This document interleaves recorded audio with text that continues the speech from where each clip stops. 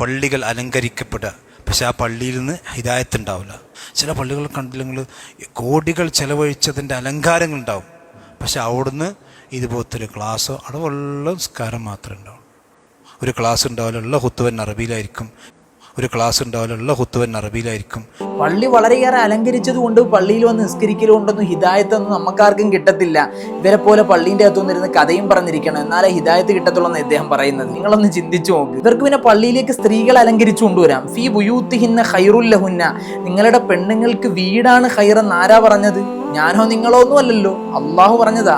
അതായത് വെയിലുണ്ട് മഴയുണ്ടെങ്കിൽ ആണുങ്ങൾ വന്ന് പള്ളിക്കകത്ത് നിസ്കരിക്കുന്ന പ്രതിഫലം പെണ്ണിന് വീടിന്റെ ഉള്ളിൽ നിസ്കരിച്ചാൽ കിട്ടുമെന്ന് പടച്ച റബ്ബ് പറയുമ്പോൾ അതൊക്കെ ധിക്കാരമാക്കി കാണുന്ന ഒരാളുകൾ, അതൊന്നും വേണ്ട, നീ വീട്ടിൽ നിസ്കരിക്കണ്ട, നീ പള്ളിയിലേക്ക് ഒരുങ്ങി വാ എന്ന് പറഞ്ഞ് അവരെ കൊണ്ട് നിസ്കരിക്കുന്നവരെ ഈ കഥ പറയുന്നത്. ഖുതുബകളൊക്കെ അറബിയിൽ സുന്നി പള്ളികളിൽ നടത്തുമ്പോൾ നിങ്ങൾക്ക് അറബി മനസ്സിലാകുന്നില്ല, അതിനിപ്പോൾ ഞങ്ങൾ എന്ത് ചെയ്യാനാ? പഠിക്കേണ്ട സമയത്ത് പഠിക്കണം.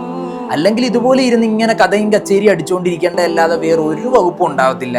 നിങ്ങളിൽ ചില ആളുകൾ തന്നെ ഇന്നും പല സ്ഥലത്തും പറയാൻ തുടങ്ങി, നിങ്ങൾ ഇതൊന്നും കാണുന്നില്ലേ? ഈ മൗലവി പറയുന്നതൊന്ന് കേട്ടു. അത് അറബിയിലാക്കലാണെന്ന്. കാരണം എന്താ? മുസ്ലിങ്ങളുടെ ഒരു വൈകാരിക ഭാഷയാണ് അറബി. ആ അറബിയിൽ തന്നെ നമ്മളെ ഖുതുബ മുഴുവനാക്കാൻ അതാണ് മുസ്ലിങ്ങൾ ശ്രമിക്കേണ്ടതും താല്പര്യപ്പെടേണ്ടതും എന്ന് പണ്ഡിതന്മാർ പറഞ്ഞിട്ടുണ്ട്. ഈ തവാബി ഉണ്ടല്ല, ഖുതുബയിലെ റുക്കിനിന് പുറമുള്ളത്, ഇതും അറബിയിലാക്കിയ അതാണ് സുന്നത്ത്, അതാണ് നല്ലത് എന്ന് പണ്ഡിതന്മാർ പറഞ്ഞു. ആരൊക്കെ? എല്ലാവരും പറഞ്ഞു. കെ മൗലവിയും പറഞ്ഞു. അതിലൊന്നും മുജാഹിദീങ്ങൾക്ക് തർക്കമില്ല. ഇപ്പൊ പറഞ്ഞ മൗലവിയോട് എനിക്കൊരു കാര്യം പറയാനുണ്ട്. നിങ്ങൾക്ക് തെറ്റിപ്പോയതാ. നിങ്ങൾ വിചാരിച്ച് നിങ്ങളുടെ കൂട്ടത്തിൽ എല്ലാവർക്കും വെളിവ് വന്നു തുടങ്ങിയെന്ന്. അങ്ങനെ എല്ലാവർക്കും ഒന്നും വെളിവ് വന്നിട്ടില്ല. ഞാൻ ആദ്യം കാണിച്ച മൗലവിയില്ലേ, പുള്ളി പള്ളിക്കകത്തിരുന്ന് കഥ പറയുകയാണ്. എന്നിട്ട് പുള്ളി പറയുകയാണ് അറബിയിൽ വരുന്ന ഖുതുബയെ കുറിച്ച് മലയാളത്തിൽ വരണമെന്നാണ് പുള്ളി ഇപ്പോഴും പറയുന്നത്. നിങ്ങൾ അദ്ദേഹത്തിനെ ഒന്ന് പേഴ്സണലായിട്ട് വിളിച്ചിട്ട് ഈ വിഷയങ്ങളൊക്കെ ഒന്ന് സംസാരിക്കുക.